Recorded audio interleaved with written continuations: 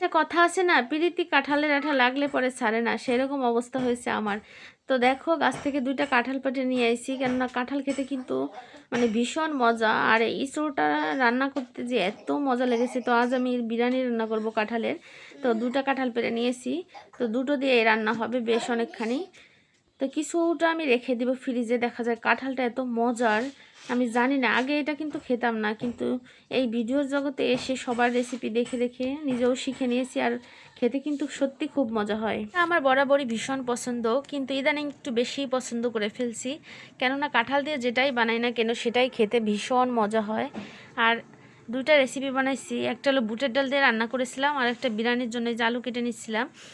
তো সাথে বিরিয়ানিটা কাঁঠাল দিয়ে রান্না প্রথমবার ট্রাই করতেছি, আর এত মজার হয়েছিল কি বলবো, আমি জানি না, আবার ট্রাই করব, মানে আবার বানাবো আমি। এত সুস্বাদু খেতে। তো আলুগুলো আমি এখানে 3টা আলু নিয়েছি, আলুগুলো কেটে নিয়েছি। সত্যি বলছি, আমি কারো রেসিপি ফলো করে নেই, নিজে নিজের মতন করে রান্না করেছি। আর অনেক মানে রান্নাটা এত মজার হয়েছিল, মানে সেটা আমি বলে বোঝাতে পারবো না। খাওয়ার পরে সেই টেস্টটা আমরা যারা খাইছে আর কি, আমার রান্নাটা সবাই রিভিউ দিছে খুবই সুন্দর হয়েছে। তো এখানে আমি কাঁঠালটা আর আলুগুলো সিদ্ধ করে নিব। তো আগে কাঁঠালটা সিদ্ধ করে নিয়েছি, এখন এই যে ব্লেন্ডারে মশলা বানিয়ে নিলাম, নিরামিষ মশলা। যেহেতু আমার এক ঠাকুরমা মারা গেছে, আমরা বেশ কয়েকদিন আর কি নিরামিষ খাবার খাচ্ছি, তাই ভাবলাম আজ ইঁচড়ের বিরিয়ানি হয়ে যাক। যেহেতু এত কিছুই আমরা রান্না করে খাচ্ছি, তো বিরিয়ানিটা কেন বাদ যাবে। তো বিরিয়ানি রান্না করার জন্য যে সিদ্ধ হয়ে গেছে, আর আলুগুলো আমি যে তেলে ভেজে নিচ্ছি, সাথে কাঁঠালটাও ভেজে নিচ্ছি। যে মশলাটা আমি রেডি করছি, সেই মশলাটাও কিন্তু এর সাথে দিয়ে দিব, তবে আস্তে আস্তে ভেজে নিচ্ছিলাম, কেননা যে কোনো রান্না আপনি ধীরে সুস্থে মনটাকে শান্ত করে যখন রান্নাটা করবেন না, তখন দেখবেন রান্নাটা ভীষণ ভালো হয়। তো এখানে আমি হলুদ দিয়ে দিচ্ছি, আমার যতটুকু পরিমাণ লাগবে 1 চামচই দিয়েছি। তারপরে এই যে এইভাবে রান্না করে নিতে হবে, রান্নাটা আস্তে আস্তে করতে হবে, কেননা যত তাড়াতাড়ি করতে যাবেন তত কিন্তু খাইতে খারাপ লাগবে আর কি, ভালো হবে না। স্বাদে গন্ধে অতুলনীয় করতে গেলে ধীরে সুস্থে রান্নাটা করতে হবে। যত ধীরে সুস্থে রান্না করবেন তত সুন্দর হবে কিন্তু আপনার রান্নাটা খেতে। তো এখানে বিরিয়ানির জন্য যে মশলাগুলো লাগে সব মশলাগুলো আমি দিয়ে দিচ্ছি, কিন্তু মশলাটা দেখেই সত্যি বলছি পেট ভরে গেছে, এত সুন্দর। এখানে টক দই আমি নিজে হাতে বানাইছি, সেই হাতের টক দই দিয়েছি। আর দুধও আমাদের নিজেদের গরুর দুধ, গ্রাম থেকে নিয়ে আসছে মা।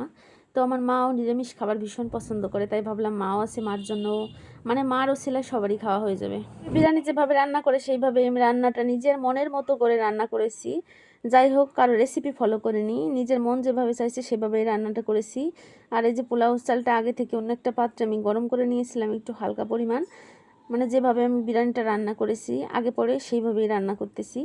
তো এখন আমি দমে দিয়ে দেবো আর কি, এইভাবে নাড়াচাড়া করে। তো পরিমাণ মতন লবণ হলুদ আর কি দিয়ে দিয়েছি, আমি হলুদ দিয়ে রান্নাটা করেছি, সাদা পোলাও রান্না করে নিই। তবে এই রান্নাটা শেষ করলাম, সাথে যে দেশি ঘি দিয়ে দিয়েছি, আর আমাদের বাড়ির কাছে এই দোকান, সেখান থেকেই নিয়ে আসছি। আর এই ঘিটা সত্যি অনেক সুন্দর, আসলে যে কোনো রান্নায় ঘি দেখবেন অনেক মজার ফ্লেভার দেয়। তো যাই হোক, ঘিটা দেওয়াতে আমার রান্নাটা আরও সুস্বাদু হয়েছিল খেতে। আর আমার মা রিভিউ দিয়েছিল, মা আর বাচ্চাদের রিভিউ পেয়ে আমি অনেক খুশি হয়েছি, কেননা এইভাবে রান্না করে যদি রিভিউ পাওয়া যায় কিন্তু ভালো লাগে। তো যাই হোক, এখানে কর্তামশাইয়ের জন্য একটা প্লেট সাজিয়ে নিলাম। তো খেতে সত্যিই মজা হয়েছিল, তোমরাও চাইলে এইভাবে কাঁঠাল দিয়ে সুন্দর এই বিরিয়ানি, নিরামিষ বিরিয়ানি রেসিপি বানিয়ে ফেলতে পারো। আর যারা পেঁয়াজ রসুন দেন তারা তো পেঁয়াজ রসুন দিয়েই রান্না করতে পারেন, অনেক মজা হয় খেতে। ভিডিওটি দেখার জন্য সবাইকে ধন্যবাদ।